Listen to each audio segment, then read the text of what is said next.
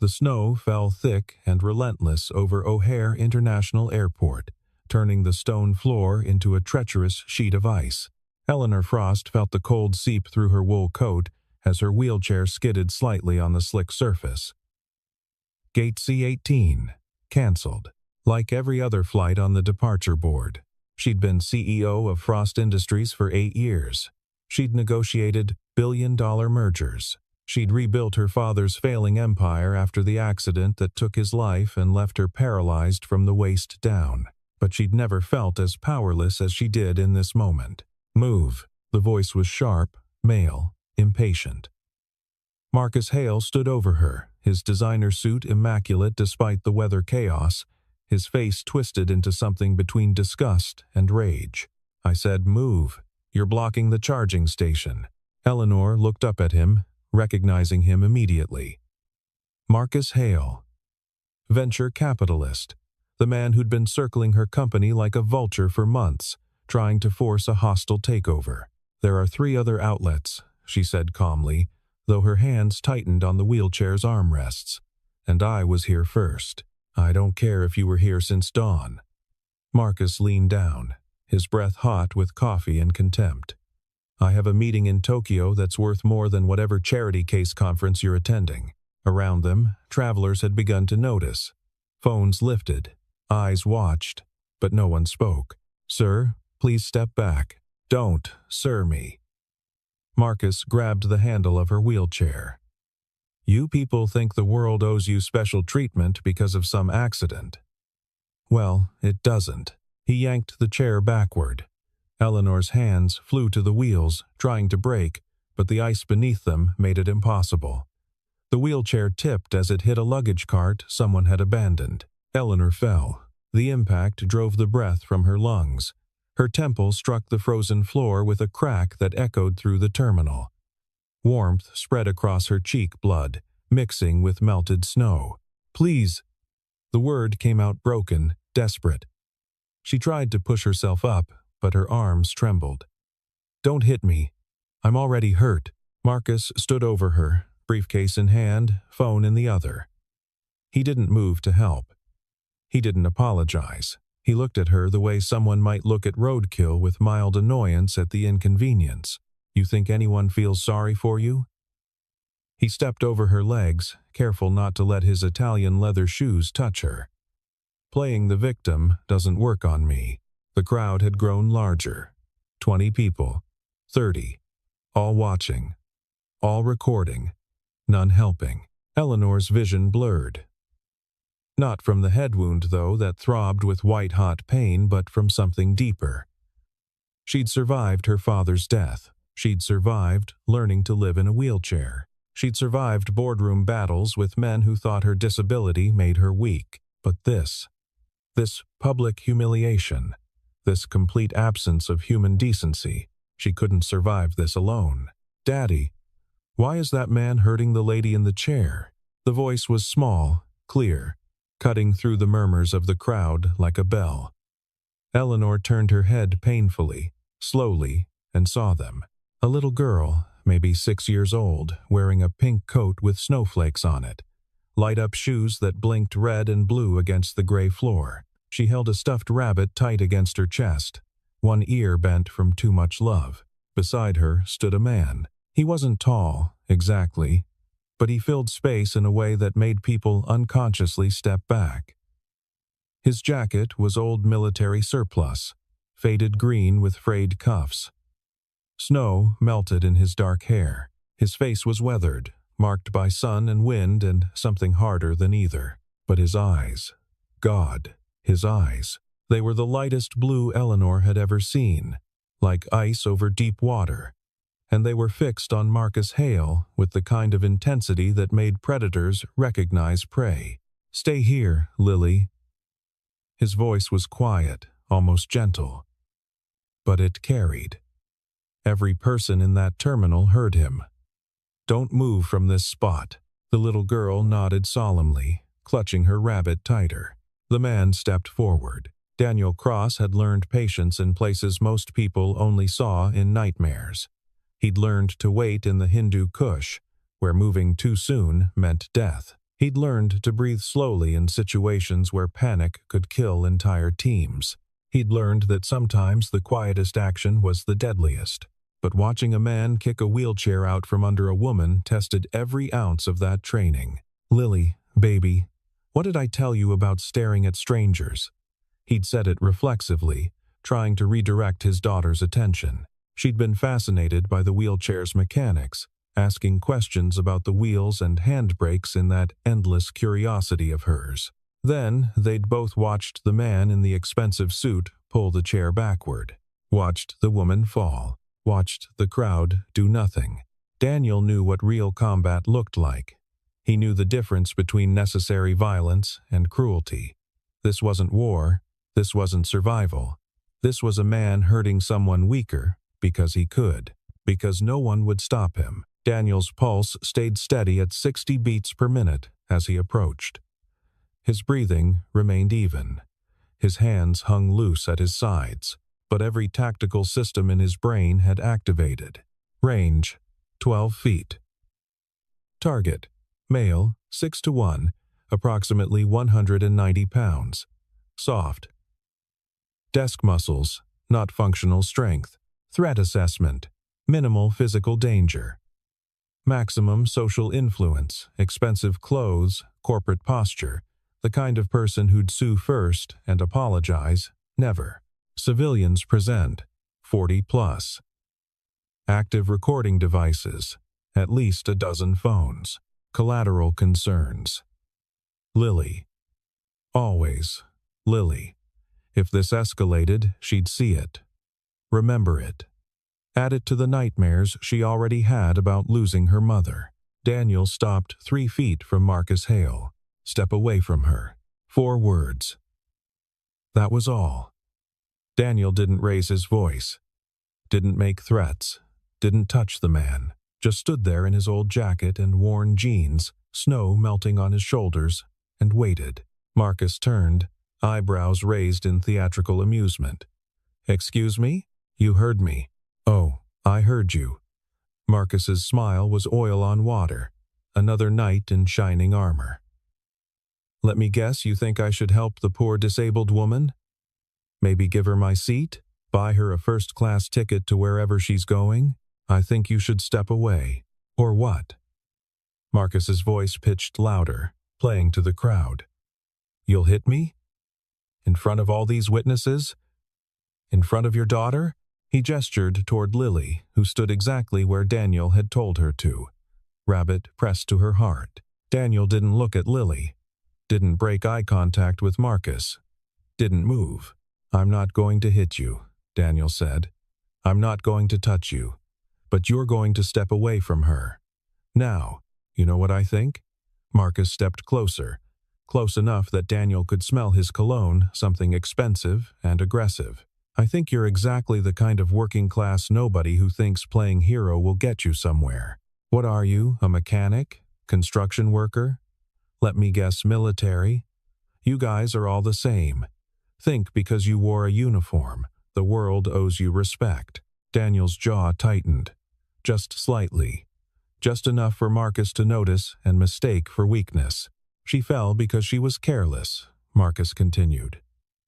"Because people like her demand special accommodations and then complain when reality doesn't cater to their limitations. I didn't touch her. Security cameras will prove that."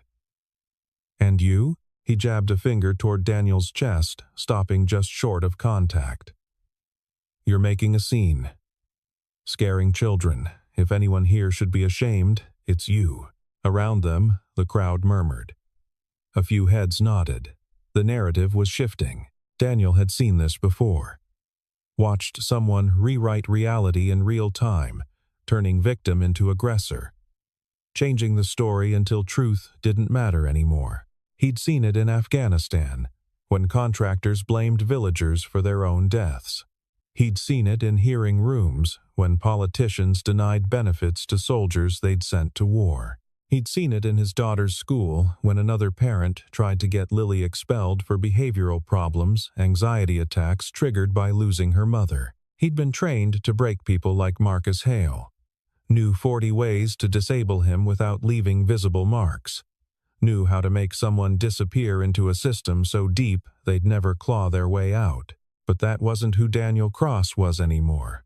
That wasn't who he wanted Lily to see. So he stood there, 3 feet away, hands loose, breathing steady, and waited for Marcus to make his next mistake. Eleanor watched from the floor, blood cooling on her cheek, as something imperceptible shifted in the terminal. The man in the old jacket hadn't moved, hadn't raised his voice or his fists. He just stood there, occupying space with a stillness that made the air feel thicker. She'd spent years reading body language in boardrooms.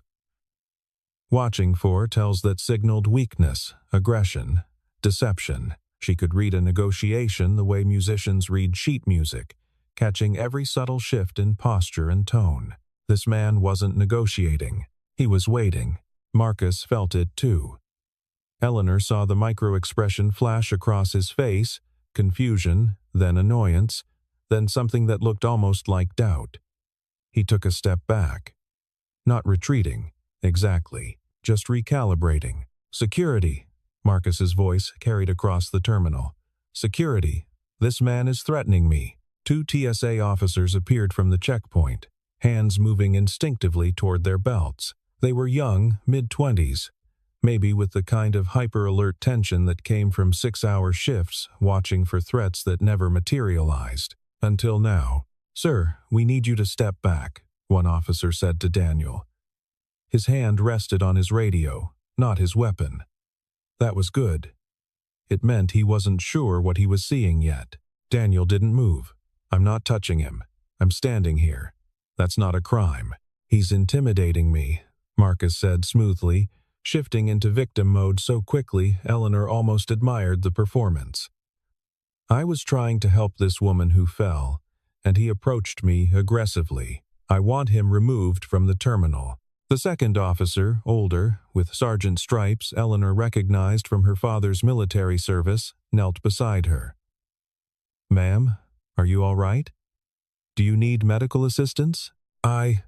Eleanor's head pounded. The terminal spun slightly. "I need my chair." The sergeant righted her wheelchair with practiced efficiency, then paused. He looked at Eleanor's face, the blood, the forming bruise, then at Marcus, then at Daniel. He'd seen something. Eleanor knew he had. Combat veterans had a way of recognizing each other. Her father had been the same way, able to spot fellow soldiers in crowded rooms by nothing more than how they stood, how they tracked movement, how they evaluated threat.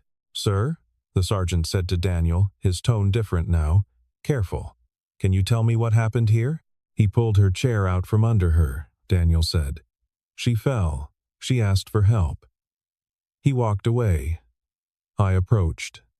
"That's all. That's a lie." Marcus's voice pitched higher. "I never touched her chair. This is assault. He's trying to extort me." "There are 40 witnesses," Daniel said quietly, "and probably 20 videos. You really want to make this about who's lying?" The sergeant's radio crackled. A voice filtered through, distorted but urgent.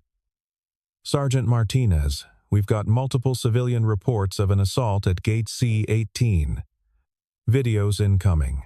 Marcus's face drained of color. "Sir," Martinez said to Marcus, his tone no longer deferential, "I'm going to need you to wait here while we review the security footage. I have a meeting. You can wait here, or you can wait in our security office. Your choice." Marcus looked around wildly, searching the crowd for support. But the narrative had shifted. Phones pointed at him now, recording his panic instead of Eleanor's pain. "This is discrimination," Marcus sputtered. "Because I'm successful, you're taking their side." "Nobody's taking sides," Martinez said firmly. "We're establishing what happened. If you didn't do anything wrong, you have nothing to worry about." Eleanor found her voice. "I want to press charges." The terminal fell silent. "For assault," she continued, each word costing her. "For battery. For destruction of medical equipment. My wheelchair has a bent axle. The repair cost will exceed $1,000. That's felony level in Illinois. Marcus's mouth opened and closed soundlessly. "Ma'am," Martinez said gently. "Are you sure? We can document the incident without—" "I'm sure." Eleanor met Marcus's eyes. "I'm very sure." Daniel stepped aside as the officers moved between him and Marcus. As they did, he crouched beside Eleanor, still not touching, still asking permission with his eyes. "Can I help you up?" Eleanor nodded. His hands were careful, strong, lifting her weight without straining. He settled her in the wheelchair with a gentleness that seemed impossible for hands that size. His daughter appeared at his side, pressing her stuffed rabbit into Eleanor's lap without a word. "For the pain," the little girl whispered. "Mr. Buttons makes everything better." Eleanor's throat closed. She clutched the worn rabbit, feeling its weight, its warmth from being held close, and something inside her that had frozen during the fall began to crack. The announcement came 30 minutes later, crackling over speakers, barely audible above the terminal's noise. "Ladies and gentlemen, due to severe winter weather conditions, all outbound flights have been canceled until further notice. Passengers are advised to seek alternate accommodation. We apologize for the inconvenience." Eleanor stared at her phone. Every hotel within 20 miles. Booked. Rental cars. None available. The trains had stopped running an hour ago. She had nowhere to go. A concussion that probably needed monitoring, and a wheelchair that now pulled left when she tried to move forward. "Ma'am?" She looked up. The man, she still didn't know his name, stood at a respectful distance. His daughter held his hand, swinging it gently. "I'm Daniel," he said. "Daniel Cross. This is Lily, Eleanor Frost." "I know. I recognized you. From the business section of the Tribune." He ran a hand through his hair, leaving it standing in odd directions. "Look, this is going to sound— I don't know how to say this without it sounding wrong." Eleanor waited. "I live about 40 minutes from here. In Lakewood. It's a small place, but it's warm and the heat works.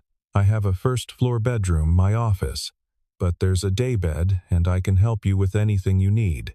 Medical stuff, I mean. I was a corpsman. Navy.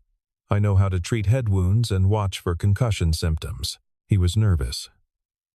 Eleanor realized with mild shock that this man who'd faced down Marcus Hale without flinching was nervous asking her to his home. "Why would you do that?" she asked.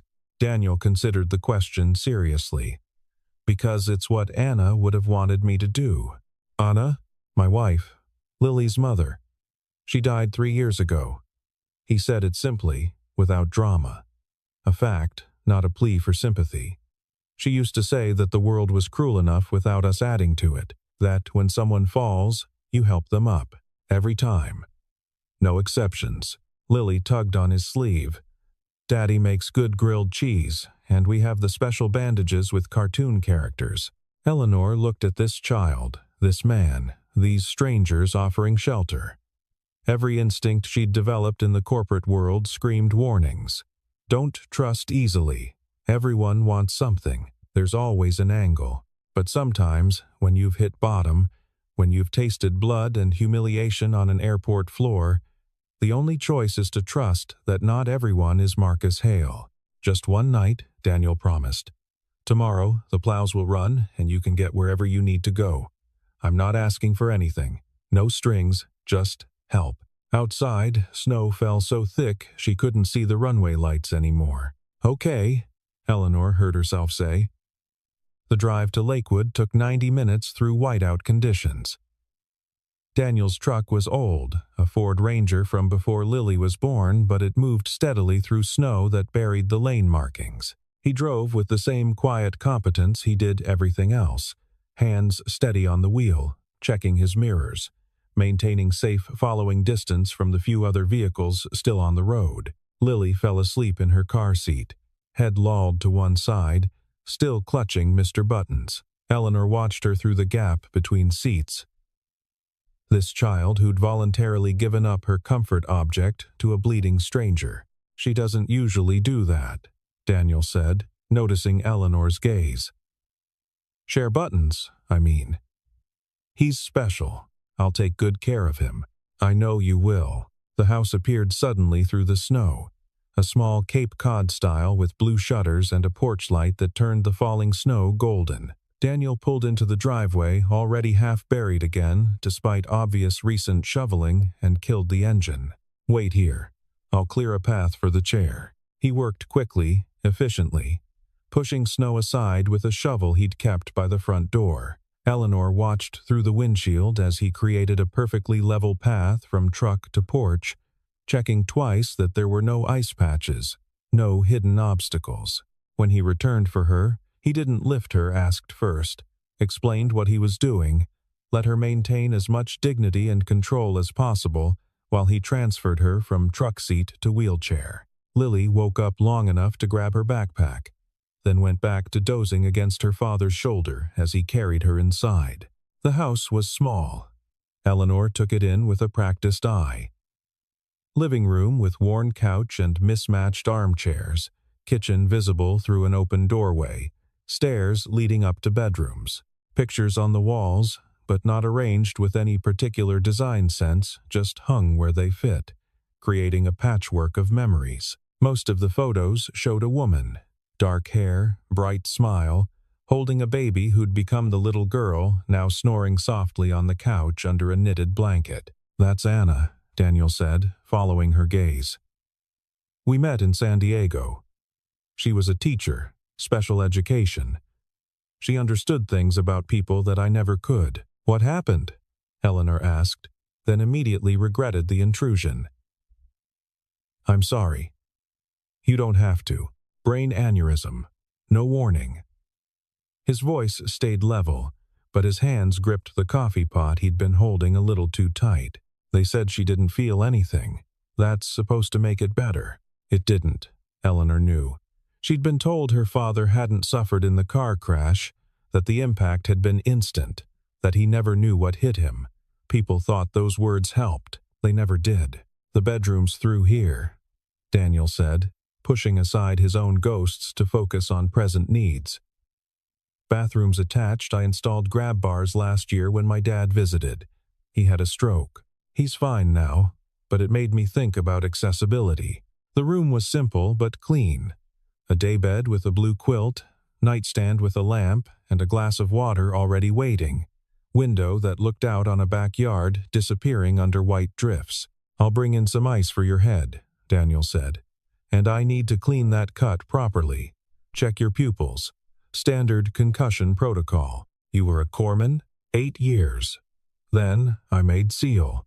Eleanor's head snapped up, ignoring the wave of dizziness the movement caused. "You're a Navy SEAL?" "Was." Daniel's expression closed slightly. "I'm a mechanic now. Have been for 3 years." He left before she could ask more questions. Eleanor maneuvered her wheelchair to the window, watching snow accumulate on the sill. A Navy SEAL. That explained the stillness, the controlled danger. The way security officers had unconsciously deferred to him once they understood what they were looking at. But it didn't explain why a decorated Special Forces operator was living in a small house in Lakewood, working as a mechanic, raising a daughter alone. Everyone had their story, their reasons for becoming whoever they were. Eleanor just wondered what had broken Daniel cross enough to make him leave the only thing he'd clearly been built for. Daniel returned with a first aid kit that was far too sophisticated for a civilian home. Military-grade supplies, antiseptics in vacuum-sealed packages, trauma shears, chest seals. "You kept your med kit," Eleanor observed as he knelt beside her chair. "Habit." He snapped on latex gloves with practiced efficiency. "Look at my finger. Don't move your head, just track with your eyes." She followed the finger, left, right, up, down. He shone a pen light, checking pupil response. His movements were clinical, detached, the kind of impersonal professionalism that only came from treating countless injuries under pressure. "Mild concussion," he concluded. "I'll need to wake you every 2 hours to check cognitive function. Any nausea? Blurred vision? Ringing in ears? Just a headache. That's normal." He cleaned the cut on her temple with careful, gentle dabs. You were lucky. Half an inch to the right and you might have fractured your orbital socket. I don't feel lucky. You're alive. That's lucky enough. Daniel applied butterfly bandages, covering the wound with sterile gauze. His hands never trembled, never hesitated. These were hands that had held arteries closed while helicopters evacuated casualties. Hands that had performed emergency surgery in mountain caves with nothing but kit supplies and adrenaline. "Why did you leave?" Eleanor asked. Daniel's hands stilled. "The Navy? The SEALs. That's not something people walk away from." He finished taping the bandage, then sat back on his heels. For a long moment, Eleanor thought he wouldn't answer. Then, Lily was 2 when Anna died. "I was deployed. Been gone 7 months on a mission I can't talk about. I got the call through encrypted channels. By the time they got me stateside, she'd already been dead for 3 days." Her sister handled the funeral. Lily stayed with my parents. His voice remained steady, but something in his eyes had gone far away, seeing things Eleanor couldn't. When I got home, Lily didn't recognize me. She screamed when I tried to hold her. Thought I was a stranger. Her therapist said it was normal. I'd been gone so much of her life. I was basically a ghost who showed up between deployments. I had 8 years left on my contract. Could have made Master Chief. Maybe Command Master Chief. But every time I looked at Lily, I saw Anna's face asking me a question I couldn't answer. What's more important? The mission or your daughter? So I bought this house, opened a repair shop. Lily goes to the elementary school 2 blocks away. I pick her up every day at 3:15. We have dinner at 6. I read her stories before bed. I'm there when she has nightmares about her mother. When she asks questions about death. When she needs someone to just sit with her while she cries. He pulled off the gloves, disposed of them properly in the medical waste bag he'd brought. The teams needed a soldier. Lily needed a father. I chose. Eleanor found her voice. You didn't just choose. You sacrificed. No, Daniel said firmly. Sacrifice implies I gave up something valuable for something less. I gave up death for life. That's not sacrifice. That's survival. He stood, gathering the medical supplies. You should rest. I'll check on you at midnight. Daniel, he paused in the doorway. Thank you. For everything. Not just tonight, what you did at the airport. You didn't have to. Yes, he said simply. I did. After he left, Eleanor sat in the dark, listening to the old house settle around her. Pipes creaking, wind rattling windows. The soft murmur of Daniel's voice reading Lily a story through the walls. She'd built an empire, commanded thousands of employees, made decisions that affected global markets, but she'd never done anything as brave as what Daniel Cross did every single day, choosing to be present for the one person who needed him most. Outside, someone moved through the snow. Eleanor caught a flash of headlights, there and gone.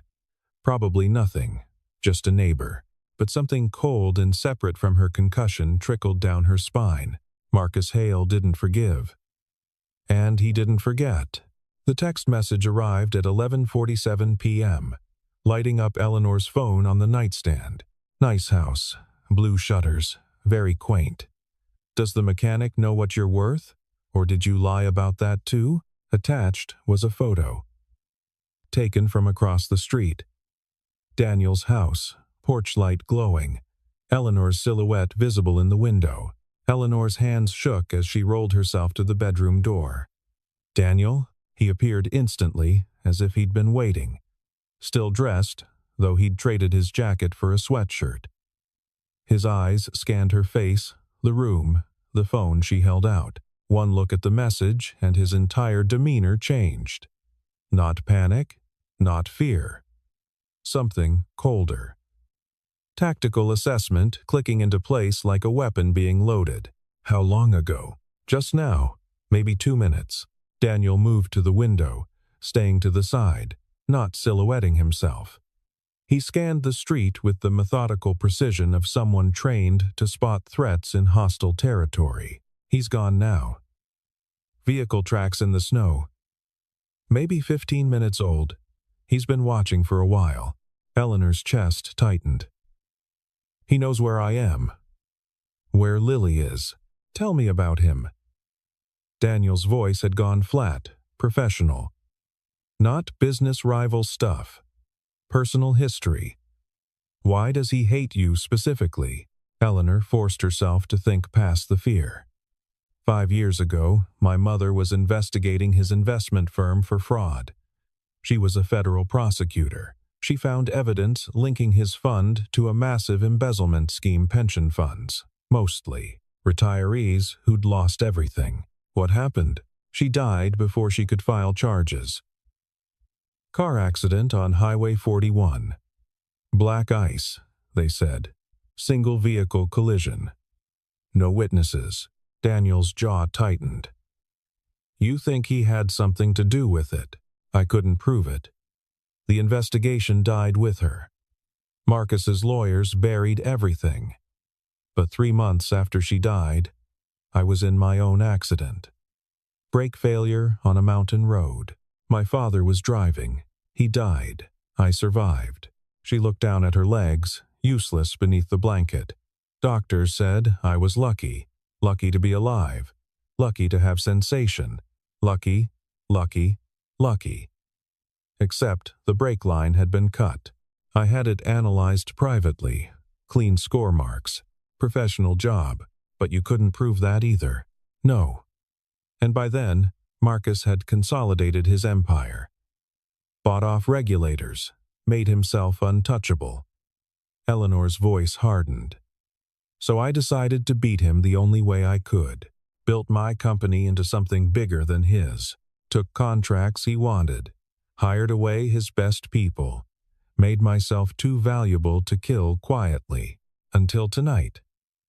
When you weren't in a boardroom surrounded by security. When you were vulnerable, another text arrived. Child endangerment is a serious charge. I wonder what CPS would say about a single father harboring fugitives. Could he lose custody? I have very good lawyers. We could find out. Daniel's phone buzzed simultaneously. He read his message, expression stone. He sent me Lily's school schedule, her teacher's name, her bus route. The temperature in the room dropped 20 degrees. He's threatening your daughter, Eleanor whispered. Because of me. You need to call the police, get a restraining order. I'll leave right now. Daniel, he's dangerous. He's already killed. I said no. Daniel met her eyes. I've spent 3 years avoiding conflict, being the friendly neighbor, the quiet mechanic, the devoted dad who just wants to raise his daughter in peace. I left the teams because I thought violence was something I could leave behind. He pulled out his phone, scrolled through photos, held one up. A medal.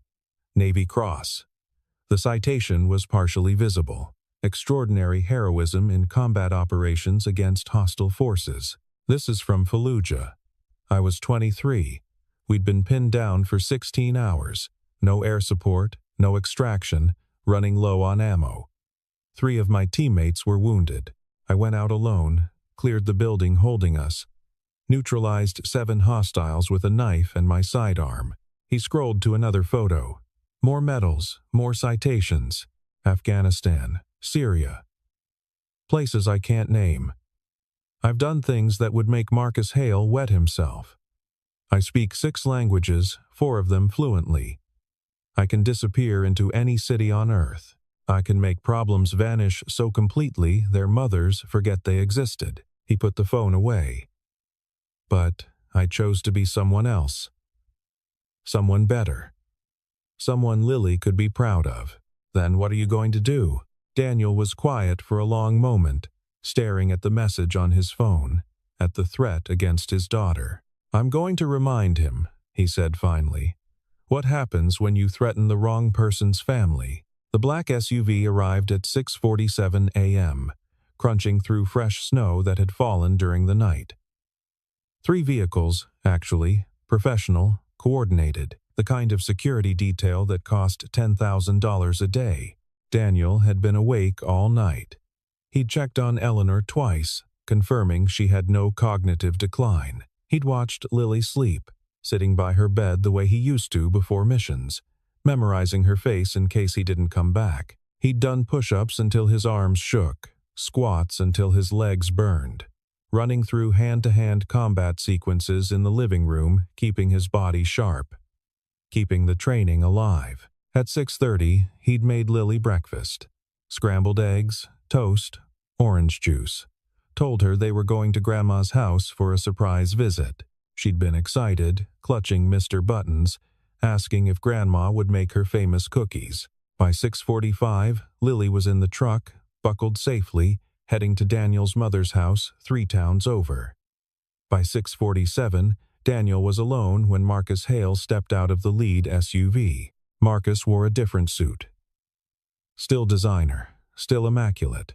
His smile was confident, predatory. 6 security personnel fanned out behind him, ex-military by their posture, armed by the bulges under their coats. Daniel stood on his porch, hands in his jacket pockets, and waited. "Mr. Cross." Marcus's voice carried across the snow.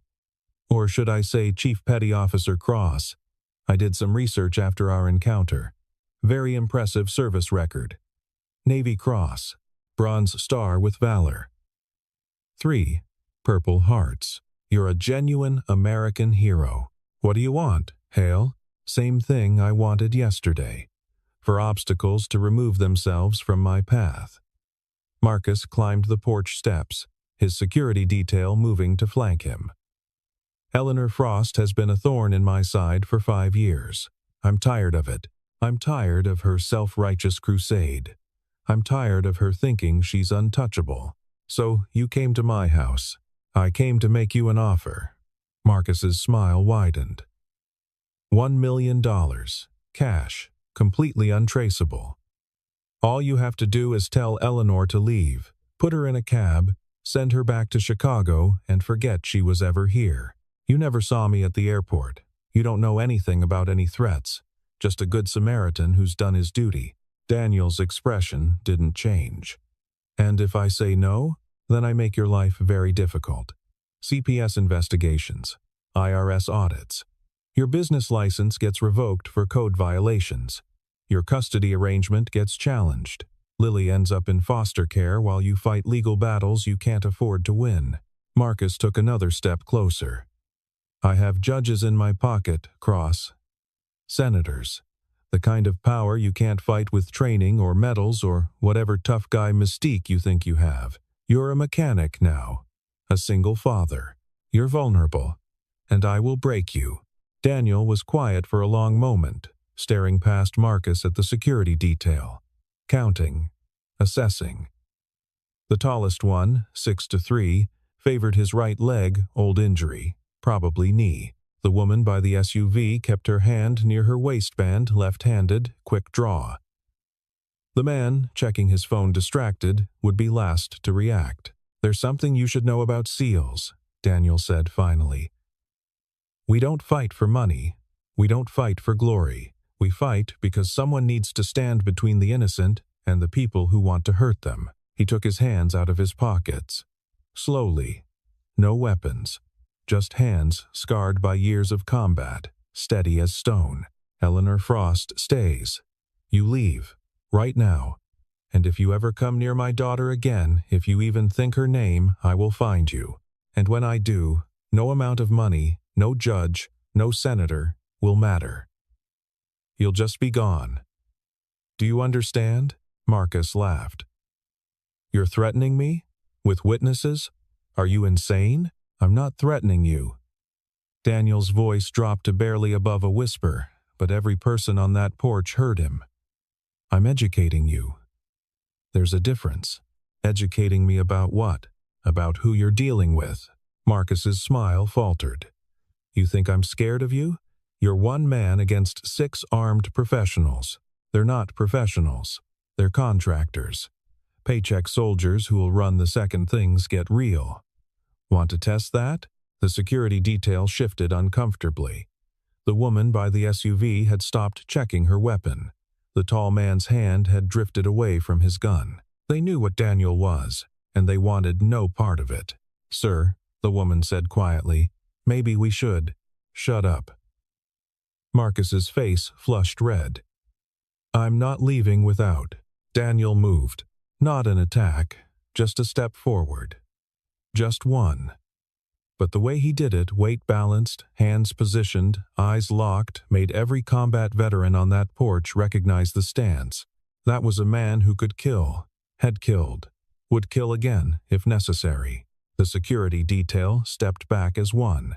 "Jesus Christ," the tall man muttered. "That's Ghost." Marcus frowned. "What?" "Ghost. SEAL Team 6. We served in the same theater." The man's face had gone pale. "Sir, we need to leave. Right now." "I'm not leaving because some washed up. SEAL Team 6 doesn't wash up." The woman's voice was tight. "They retire when they decide to. Which means he chose to be here. Which means..." She looked at Daniel with something between respect and terror. "He's exactly as dangerous as he wants to be." Marcus looked around wildly, seeing his power dissolve in the cold morning air. "You're all fired, every single one of you. I'll sue. Go ahead." The tall man was already backing toward the vehicles. "I'm not dying for your ego." Within 30 seconds, the security detail was in the SUVs, engines running. Marcus stood alone on the porch, his expensive suit suddenly looking like costume jewelry on a street corner. "This isn't over," Marcus hissed. "Yes," Daniel said quietly.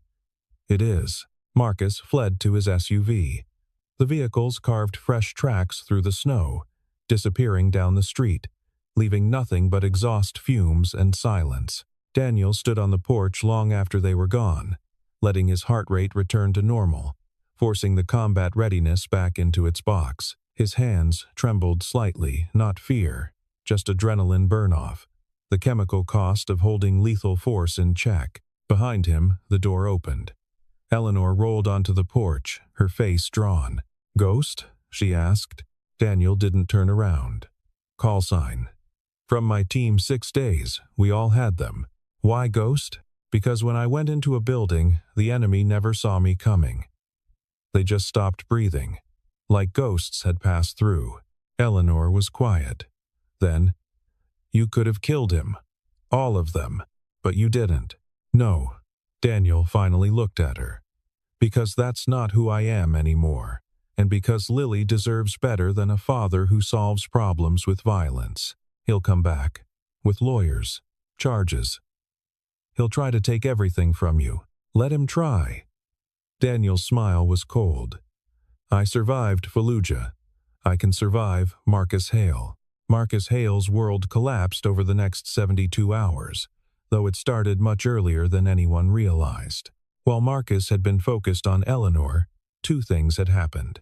First, 47 people at O'Hare Airport had uploaded videos of him assaulting a woman in a wheelchair. The videos went viral within hours. News outlets picked them up. Disability rights advocates identified Eleanor Frost as the victim and Marcus Hale as the aggressor. His carefully curated public image, philanthropist, entrepreneur, visionary, burned to ash. Second, and far more devastating, the FBI had been building a case against Marcus's investment fund for 18 months. Eleanor's mother had been close to charges before her death, but the investigation hadn't stopped. It had just gone underground. Special Agent Jennifer Rawlings had been watching Marcus for 2 years, waiting for him to make a mistake big enough to move on. The airport assault wasn't that mistake. It was just public confirmation of the cruelty her investigation had already documented. The real break came from an unexpected source. At 2:17 p.m. on the day after the confrontation, Eleanor's phone rang. Unknown number. She almost didn't answer. "Eleanor Frost? Speaking. My name is Jennifer Rawlings, FBI. I'm investigating Marcus Hale's investment fund. I understand you had an encounter with him recently." Eleanor's heart rate spiked. I did, but I don't know what I can tell you that would.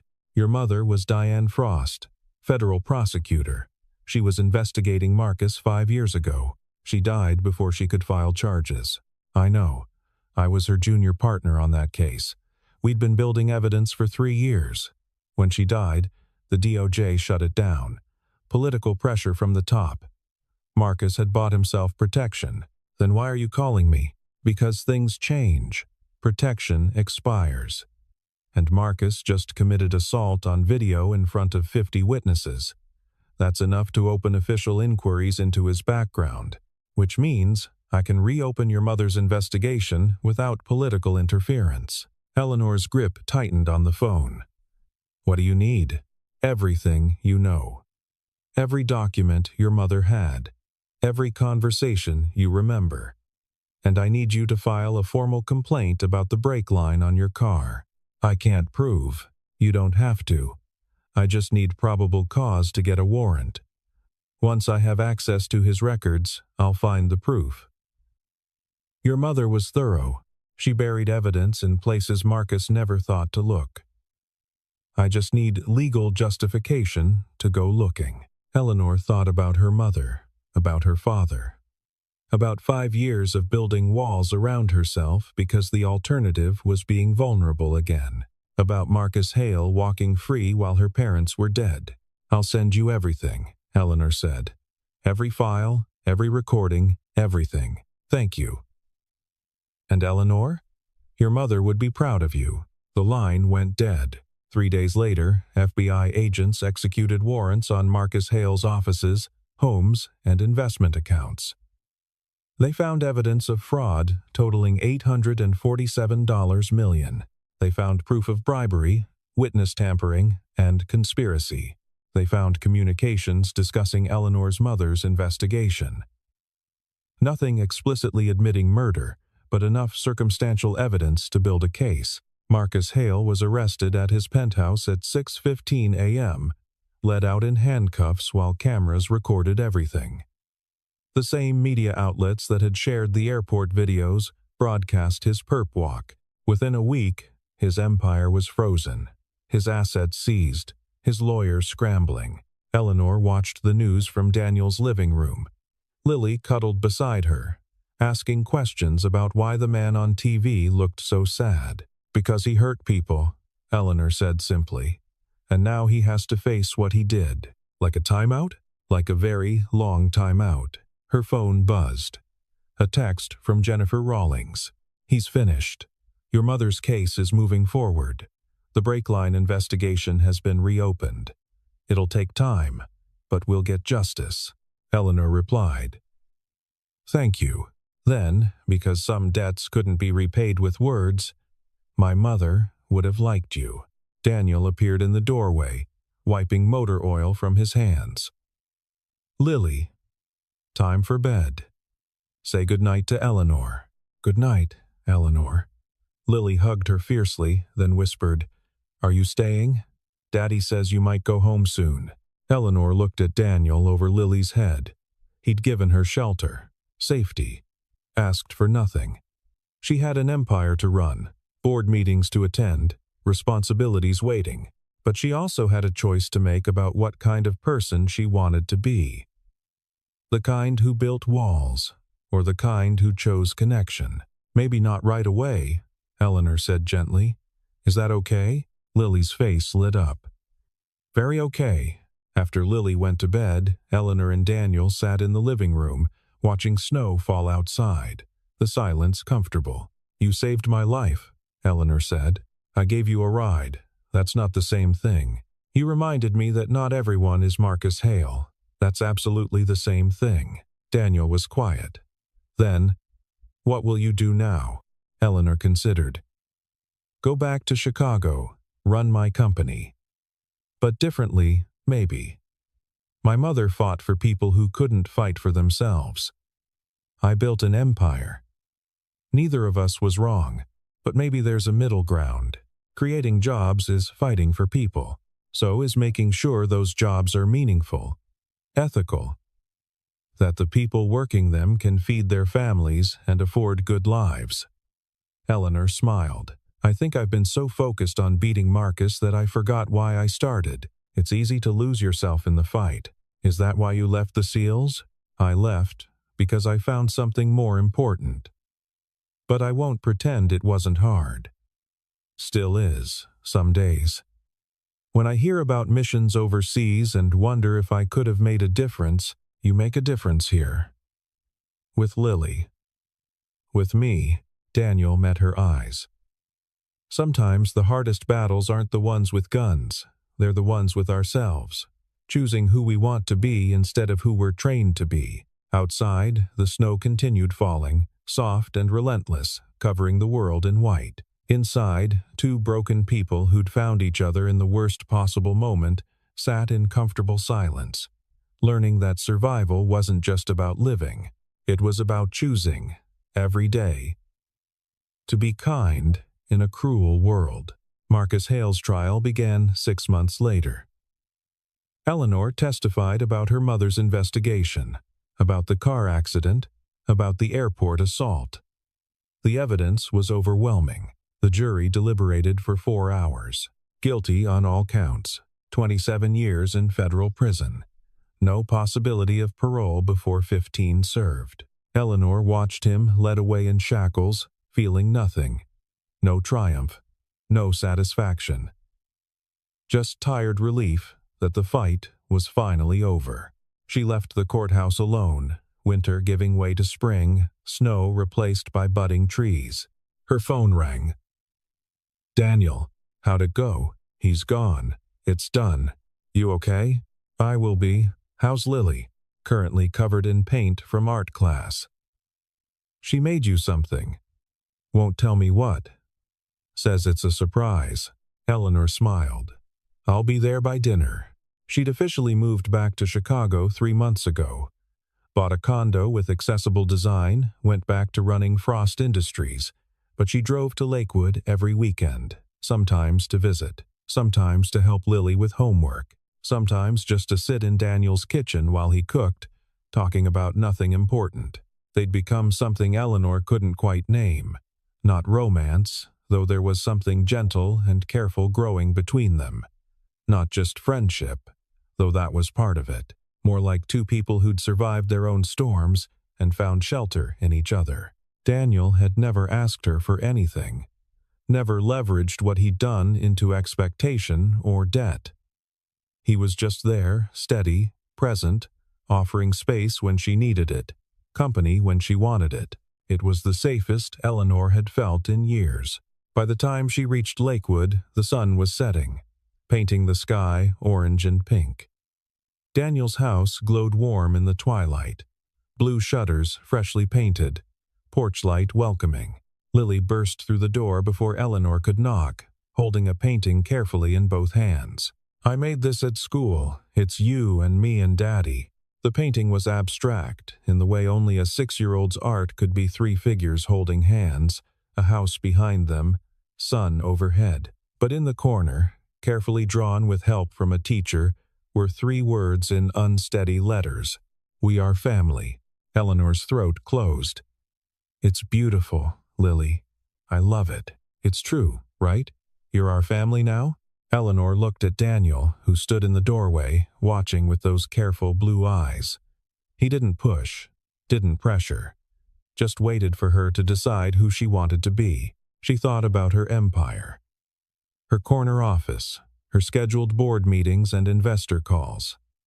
She thought about her mother, who'd fought for justice until it killed her, her father, who'd taught her that strength meant standing up, and she thought about this little girl with paint-stained hands, this man who'd shown her that sometimes the bravest thing you could do was choose kindness over revenge, and about the strange, unexpected truth that family wasn't always blood.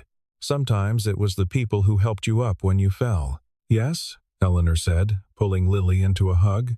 We're family. That night, they ate dinner together. Daniel's famous grilled cheese, tomato soup, apple slices arranged on a plate. Lily talked about school, about her friend Marcus, no relation, thank God, about the caterpillar they were raising in class. After dinner, they sat in the living room. Lily fell asleep between them, head on Eleanor's lap, feet on Daniel's, still clutching Mr. Buttons. "She's really attached to you," Daniel said quietly. "I should have asked if that's okay." "If you wanted." "I want," Eleanor interrupted. "Daniel, I want all of this. The dinner, the terrible child art, the weekly drives. I want to be here. What about your company?" "I have excellent people. Board meetings can be virtual, and Lakewood is only 90 minutes from Chicago." She paused. "Unless you don't want me here. I don't want to assume." "Eleanor." Daniel reached across Lily's sleeping form, took her hand. His grip was warm, strong, careful. "I've wanted you here since the day I met you. I just didn't think I had the right to ask." "Why not?" "Because you're extraordinary. You run a billion-dollar company. You survived things that would have destroyed most people. And I'm just a mechanic in a small town trying to raise his daughter right." "You're a hero," Eleanor said firmly. "A real one. Not because you fought in wars, but because you chose to be present for someone who needed you.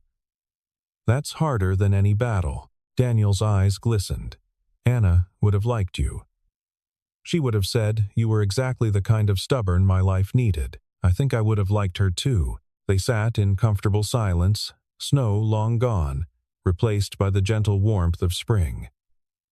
Outside, the world continued its chaotic spin. Inside, three people who'd found each other in the worst possible moment built something quiet and good.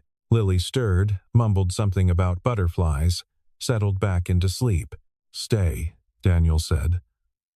"Not just tonight. Stay." Eleanor looked at him. At Lily.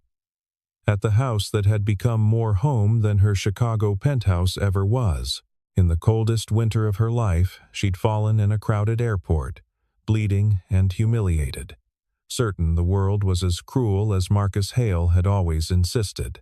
But a man in an old jacket had taught her different, had shown her that kindness existed, that family wasn't always what you were born into, but what you built, that sometimes the best thing you could do was simply help someone up when they fell. "Yes," Eleanor whispered. "I'll stay." And in the quiet warmth of a small house in Lakewood, surrounded by people who chose to love each other despite everything the world had thrown at them, Eleanor Frost finally came home.